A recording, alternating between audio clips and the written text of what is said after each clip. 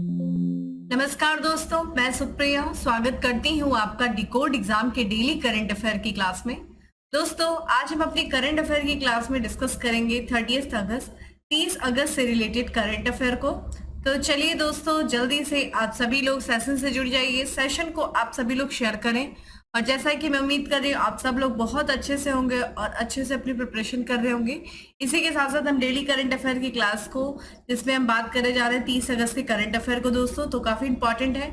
और कोशिश क्या करिए, डेली करंट अफेयर की क्लास को रेगुलर फॉलो करिए। और आपको जो पीडीएफ प्रोवाइड की जाती है दोस्तों टेलीग्राम ग्रुप पे, लिंक आपको डिस्क्रिप्शन बॉक्स में दिया हुआ है, तो वहां से आप कोशिश क्या करिए, अपने पीडीएफ को डाउनलोड करके अपने शॉर्ट नोट्स बनाइए, उसका रिवीजन करिए। तो इसी के साथ क्लास स्टार्ट करते हैं। क्लास स्टार्ट करो उसके पहले कहना चाहूंगी कि जल्दी से चैनल को सब्सक्राइब कर लीजिए और बेल आइकन को प्रेस कर लीजिए। इससे आपको चैनल से रिलेटेड हर क्लास की वीडियो का प्रॉपर नोटिफिकेशन मिलेगा और आपकी कोई भी क्लास मिस नहीं होगी। तो दोस्तों स्टार्ट करते हैं अपनी क्लास। और आज की क्लास में हमारा सबसे पहला प्रश्न है कि निम्न में से किस देश में एक्सरसाइज ब्राइट स्टार 2023 आयोजित किया जा रहा है। तो एक्सरसाइज ब्राइट स्टार 2023 का आयोजन किया जा रहा है, किस देश में किया जा रहा है। इसमें ध्यान रखिएगा भारत भी पहली बार पार्टिसिपेट कर रहा है। तो ऑप्शंस आपके सामने दिख रहा है दोस्तों। तो जब भी मैं क्वेश्चंस को रीड करूं, कमेंट बॉक्स में आप लोग आंसर करते हुए रहा करिए और साथ ही साथ वीडियो को भी शेयर करते हुए रहा करिए। और इसका करेक्ट आंसर है मिस्र, ठीक है। तो जो मिस्र की दोस्तों राजधानी है काहिरा एयरवेज में देखा जाए तो 27 अगस्त से शुरू हुआ है, जो कि 16 सितंबर तक आयोजित किया जाएगा, ठीक है। ये बहुपक्षीय त्रिसेवा एक्सरसाइज है जो कि द्विवार्षिक है, ठीक है। ध्यान रखिएगा बहुपक्षीय यानी कि बहुत सारे देश जो है इस त्रिसेवा तीनों, ठीक है, वायु थल और ध्यान रखिएगा जल, ठीक है, तीनों जो सेनाएं हैं त्रिसेवा एक्सरसाइज जो है ब्राइट स्टार, इसमें भाग लेने के लिए जो है भारतीय वायुसेना की एक टुकड़ी जो है वो प्रस्थान की है। तो ध्यान रखिएगा, अगर हम बात करें किसके बारे में दोस्तों, एक्सरसाइज ब्राइट स्टार जो कि द्विवार्षिक एक्सरसाइज है, ये बहुपक्षीय है और ये त्रिसेवा एक्सरसाइज है। इसका आयोजन मिस्र की राजधानी काहिरा के एयरबेस पे हो रहा है, जिसमें भारतीय वायुसेना की एक टुकड़ी भी जो है वो प्रस्थान की है इस पे भाग लेने के लिए। भारतीय वायुसेना इस एक्सरसाइज जो है ब्राइट स्टार आयोजन में पहली बार भाग ले रही है। और कौन कौन से देशों की जो है वायुसेना की टुकड़ियां इसमें भागीदार होंगी, तो इसमें संयुक्त राज्य अमेरिका की है, सऊदी अरब है, ग्रीस, कतर, ठीक है। इनकी जो वायुसेना की टुकड़ियां भी हैं वो इन देशों की वायुसेना की टुकड़ियां भी इसमें भाग ले रही हैं।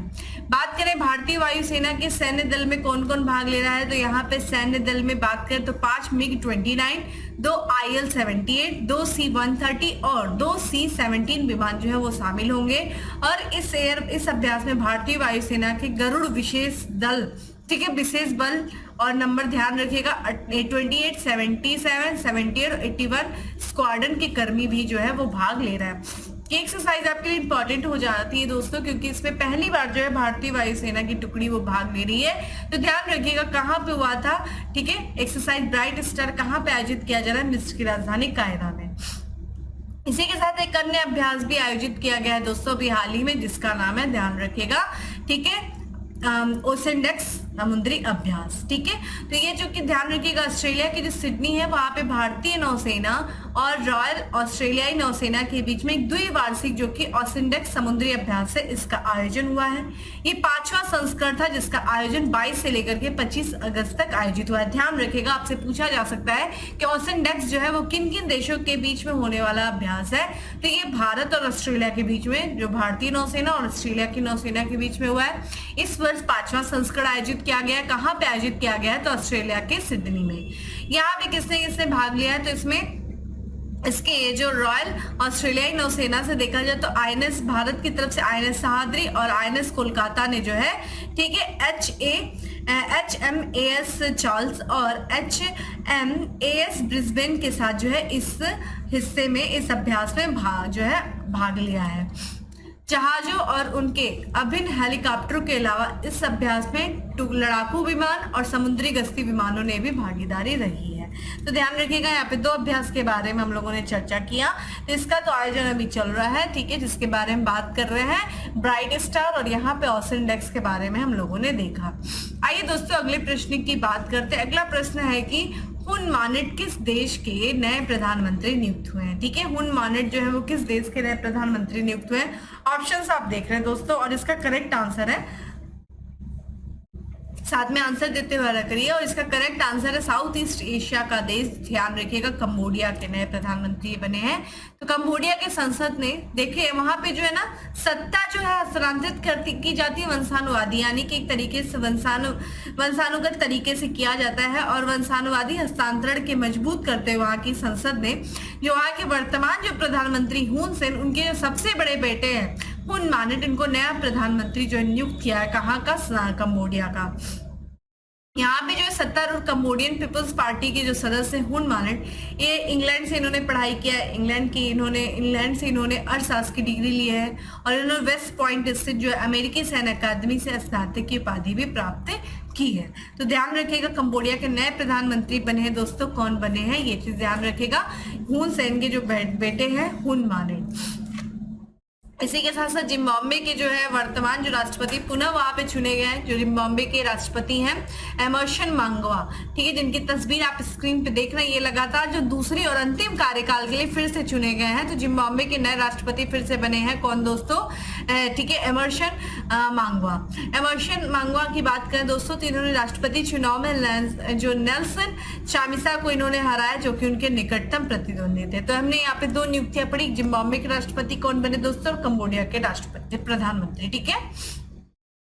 अगले प्रश्न की तरफ बढ़ते हैं। अगला प्रश्न है कि कोयला मंत्रालय ने अवैध कोयला खनन रोकने हेतु कौन सा ऐप लॉन्च किया है? तो अवैध कोयला खनन को रोकने के लिए कोयला मंत्रालय ने कौन सा ऐप लॉन्च किया है? ऑप्शंस आप देख रहे हैं दोस्तों। तो जिन्हें करेक्ट आंसर पता है तो ऑप्शन में जो है कमेंट बॉक्स में आंसर करते रहिए, कोशिश करिए, वीडियो को शेयर करते रहिए दोस्तों। और इसका करेक्ट आंसर है दोस्तों बी, ठीक है, यानी कि खनन प्रहरी है।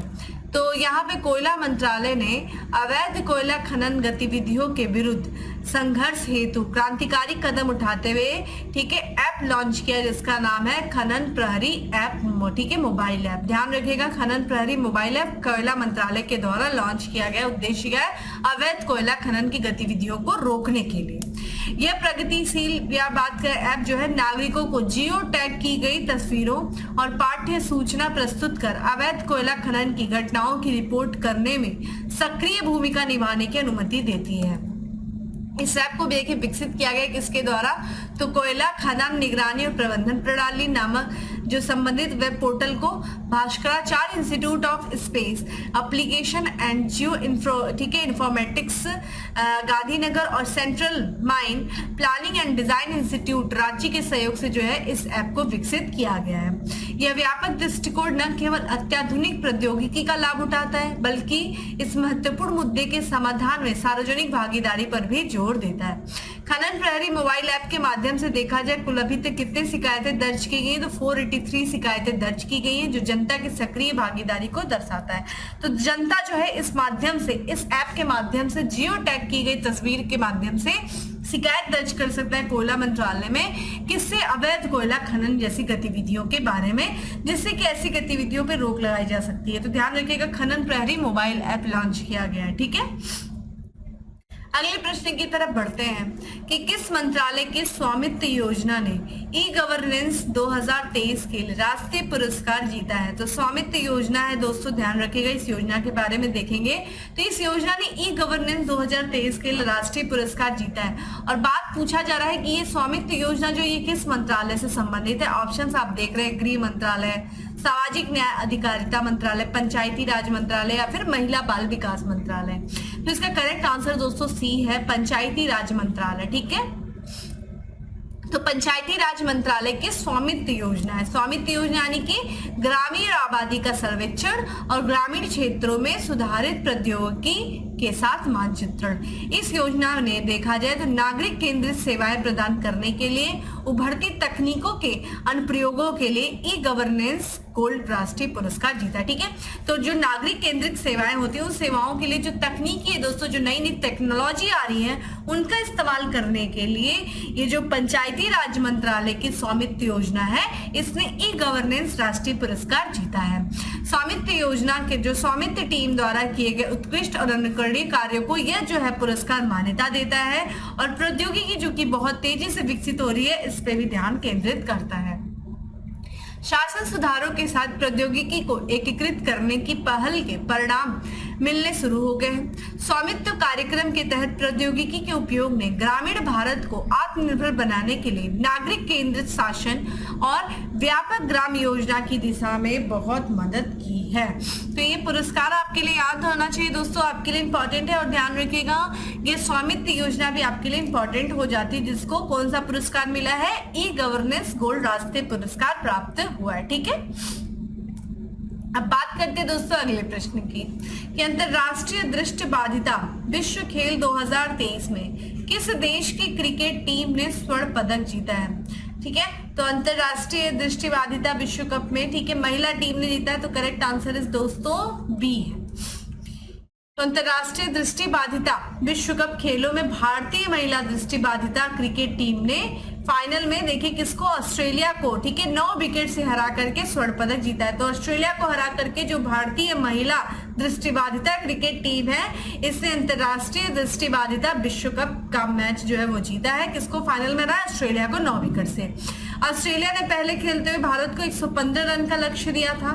मैच वर्षा के कारण बाधित और बारिश होने लगी थी जैसे ही वहां पे मैच शुरू हुआ, और जब खेल शुरू हुआ तो भारत के लिए कितने 42 रनों का जो है लक्ष्य तय किया गया, और भारतीय टीम ने 3.3 ओवर में इस विकेट खोकर, ठीक है, 1 विकेट खोकर के ये जो लक्ष्य था उसको हासिल कर लिया, और इस प्रकार जो है ऑस्ट्रेलिया को हरा करके भारतीय महिला दृष्टिबाधिता क्रिकेट टीम ने स्वर्ण पदक जीता है। ठीक है, अंतरराष्ट्रीय दृष्टिबाधिता विश्व कप में। वहीं पुरुषों की बात करें दोस्तों, अंतरराष्ट्रीय विश्व जो दृष्टिबाधित विश्व खेल में भारतीय पुरुष जो है दृष्टिबाधित क्रिकेट टीम, इसने रजत पदक जीता है। ठीक है, और रजत पदक जीता है, और ये इंग्लैंड के बर्मिंघम में देखा जाए तो बर्मिंघम में फाइनल मैच हुआ है, और इस फाइनल मुकाबले में पाकिस्तान ने भारत को, ठीक है, 8 विकेट से हरा करके स्वर्ण पदक जीता है। पहले देखा जाए तो पहले बल्लेबाजी करते हुए भारत ने निर्धारित 20 ओवर में 3 विकेट पर 184 रन बनाए थे, और पाकिस्तान ने 185 रन का लक्ष्य जो है 15वें ओवर में ही हासिल कर लिया।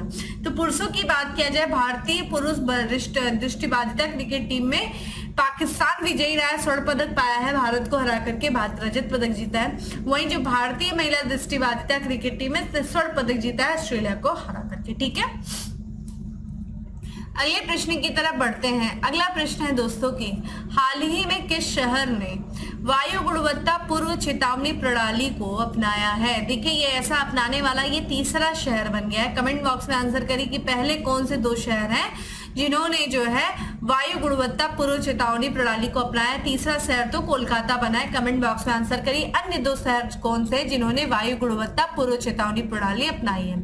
कोलकाता शहर ने महत्वपूर्ण कदम उठाकर भारतीय ट्रॉपिकल, ठीक है, मेट्रोलॉजिकल इंस्टीट्यूट पुणे के द्वारा विकसित जो है air quality early morning system को अपनाया है। तो ये जो air quality early morning system है किसके द्वारा विकसित किया गया, तो भारतीय ट्रॉपिकल मेट्रोलॉजिकल इंस्टीट्यूट। ये कहाँ है दोस्तों, पुणे। ये भी आपसे पूछा जा सकता है कि ये कहाँ पे स्थित है, पुणे में। ठीक है, तो ये सिस्टम देखा जाए क्या करेगा, तो वास्तविक समय में वायु गुणवत्ता जो वायु प्रदूषण डेटा है और पूर्वानुमान दोनों ही डेटा को प्रदान करेगा। शहर के अधिक बढ़ते वायु प्रदूषण स्तरों के साथ निपटने के उपायों को बढ़ावा देने, सुरक्षित रहने की क्षमता को बढ़ावा देने का उद्देश्य रखता है। कोलकाता ने ठीक है एक्यूज में वायु गुणवत्ता सूचकांक की निगरानी करने के लिए जटिल सेंसर नेटवर्क से लैस है। ठीक है, कोलकाता में यहाँ पे एक जो है AQI एक मानवकृत माप है। अगर हम इसकी बात करें तो जो विशिष्ट क्षेत्र में वायु प्रदूषण के स्तर के मूल्यांकन करने के लिए उपयोग है। तो अगर देखा जाए तो ये जो AQ होता है ना, AQI, ये मानव ठीक है मानकीकृत मानक होता है दोस्तों। तो इसमें क्या होता है, किसी भी विशिष्ट क्षेत्र में अगर वायु का प्रदूषण कितना है, इसके स्तर का मूल्यांकन करने के लिए कि कितना है कितना नहीं है, इसको देखने के लिए इसका उपयोग किया जाता है। और ये मूल्य देखा जाए 0 से लेकर के 500 तक की रेंज में होता है। अगर उच्च, ठीक है, AQI अधिक, अगर उच्च AQI है तो अधिक प्रदूषित वायु होगा और बढ़ती स्वास्थ्य समस्या को दर्शाता है। जितना ये 500 तक के करीब पहुंचेगा उतना ही जो है उस शहर की जो है वायु प्रदूषित होगी और स्वास्थ्य की समस्या उतनी ही जटिल होगी। तो ध्यान रखिएगा, कोलकाता शहर ने अभी हाल ही में जो भारतीय ट्रॉपिकल, ठीक है मेट्रोलॉजिकल इंस्टीट्यूट के द्वारा जो कि पुणे में स्थित है उसके द्वारा विकसित air quality early morning system को अपनाया है। बाकी जो मैंने आपसे प्रश्न पूछा है कि इसे अपनाने वाला ये तीसरा शहर है। अन्य 2 शहर कौन से जिन्होंने इसको अपनाया था। ठीक है, आइए यहाँ पे कुछ अन्य तथ्य भी बात कर लेते हैं कि 100% सीवरेज सुविधाओं वाला भारत का पहला शहर बन गया कौन दोस्तों, हैदराबाद। मर्सर के कॉस्ट ऑफ लिविंग सर्वे के अनुसार भारत में प्रवासियों के लिए सबसे महंगा शहर कौन सा दोस्तों, मुंबई है। स्विस एयर क्वालिटी कंपनी, ठीक है, IQ एयर द्वारा जारी आंकड़ों के अनुसार दुनिया का सर्वाधिक प्रदूषित शहर दोस्तों कौन है, पाकिस्तान का लाहौर शहर। ठीक है, अगले प्रश्न की तरफ बढ़ते हैं और अगला प्रश्न है कि हाल ही में कब राष्ट्रीय खेल दिवस मनाया गया है। तो कब मनाया गया दोस्तों, तो 29 अगस्त को नेशनल स्पोर्ट्स डे सेलिब्रेट किया जाता है। तो भारत में राष्ट्रीय खेल दिवस जो है हर साल कब मनाया जाता है दोस्तों, 29 अगस्त को मनाया जाता है। और ये दिवस किसके ध्यान में, किसके स्मृति में मनाया जाता है, तो देखिए हॉकी के खिलाड़ी कहे जाते थे, जो भारतीय हॉकी के जादूगर कहे जाते थे मेजर ध्यानचंद, उनकी स्थायी विरासत को याद करने के लिए या फिर उनकी स्मृति में हर साल जो है 29 अगस्त को नेशनल स्पोर्ट्स डे मनाया जाता है।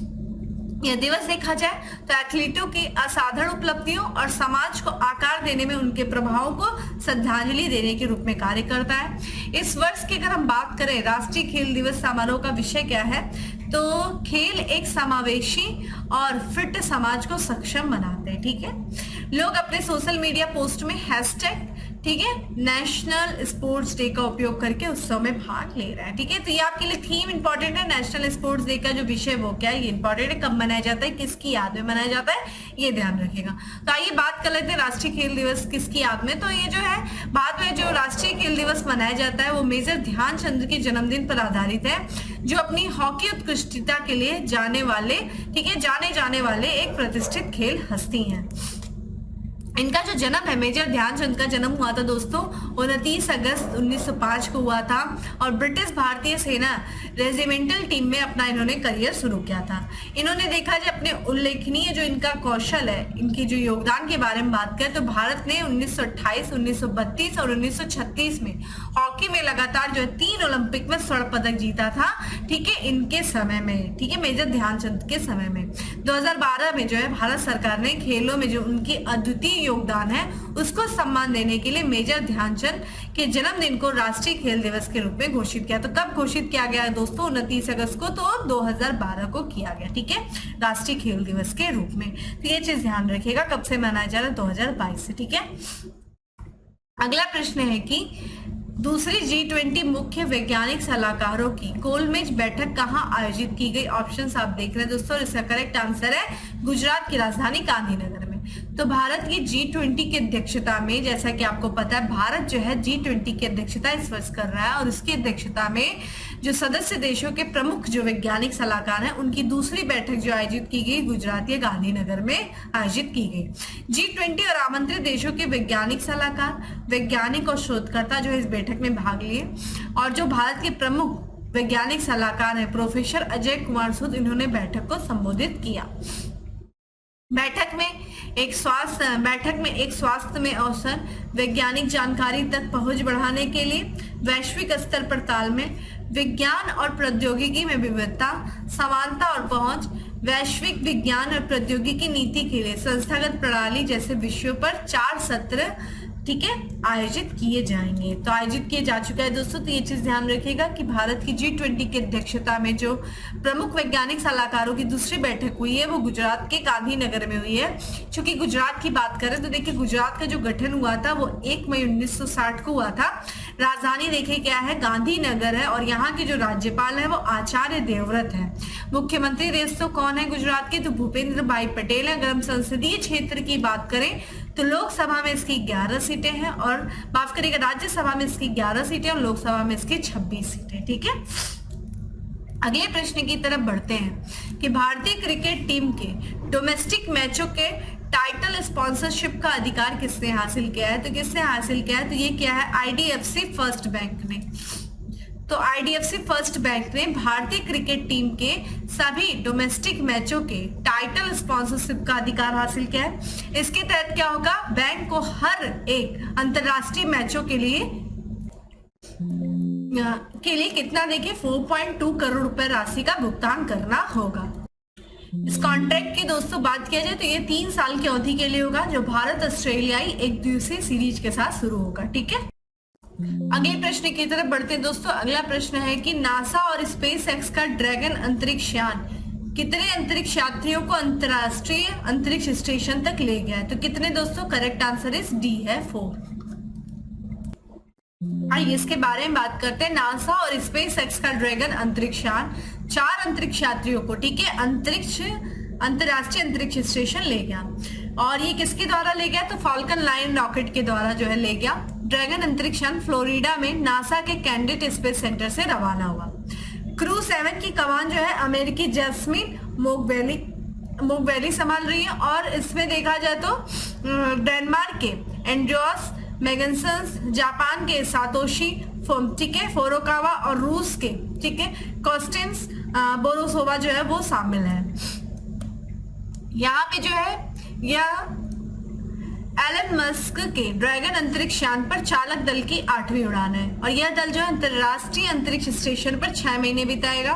वे कई वैज्ञानिक जो है प्रयोग करेगा, जिसमें से स्पेस वॉक के दौरान नमूने एकत्र करना शामिल है, ताकि यह पता लगा जा सके कि स्टेशन अपने जीवन समर्थन प्रणाली वेंट के माध्यम से सूक्ष्म जीवों को छोड़ना है या नहीं छोड़ना। तो ध्यान रखिएगा दोस्तों, 4 जो है अंतरिक्ष यात्रियों को अंतरराष्ट्रीय अंतरिक्ष स्टेशन ले गया है नासा और स्पेस एक्स का ड्रैगन अंतरिक्ष यान। तो ये था दोस्तों आज का हमारा 10 MCQ। अब बात करेंगे किसके बारे में? फैक्ट्स ऑफ द डे के बारे में। तो आज का हमारा सबसे पहला फैक्ट है कि रूस का, ठीक है, मेनिन विश्वविद्यालय भारत में अपना अध्ययन केंद्र स्थापित करेगा। कहां पे दोस्तों? चौधरी चरण सिंह यूनिवर्सिटी में। हाल ही में डांसिंग पिकाचो कार्यक्रम का आयोजन किया गया। कहां किया गया? जापान में। राज्य सरकार ने लकी बिल ऐप लॉन्च किया। किस राज्य सरकार ने? केरल ने। डच ग्रैंड प्रिक्स 2023 का खिताब जीता है। किसने जीता है? मैक्स वर्स्टपन ने जीता है। महिला समानता दिवस मनाया गया दोस्तों। कब मनाया गया? 26 अगस्त को मनाया गया। और इस वर्ष जो है महिला समानता दिवस की थीम क्या है? Embrace equity. तो दोस्तों ये था आज का हमारा करंट अफेयर। उम्मीद करती हूँ आपको अच्छा लगा होगा। अच्छा लगा है तो लाइक कर दीजिएगा, ज्यादा से ज्यादा लोगों को शेयर कर दीजिएगा। और डेली करंट अफेयर की जो PDF है वो टेलीग्राम ग्रुप पे अवेलेबल है। लिंक आपको डिस्क्रिप्शन बॉक्स में दिया हुआ है, जाइए डाउनलोड करिए। ना सिर्फ डाउनलोड करिए बल्कि अपने शॉर्ट नोट्स बनाइए और रिविजन करिए। दोस्तों फिर मिलेंगे अपने अगले सेशन में, तब तक के लिए bye, have a good day, stay safe and stay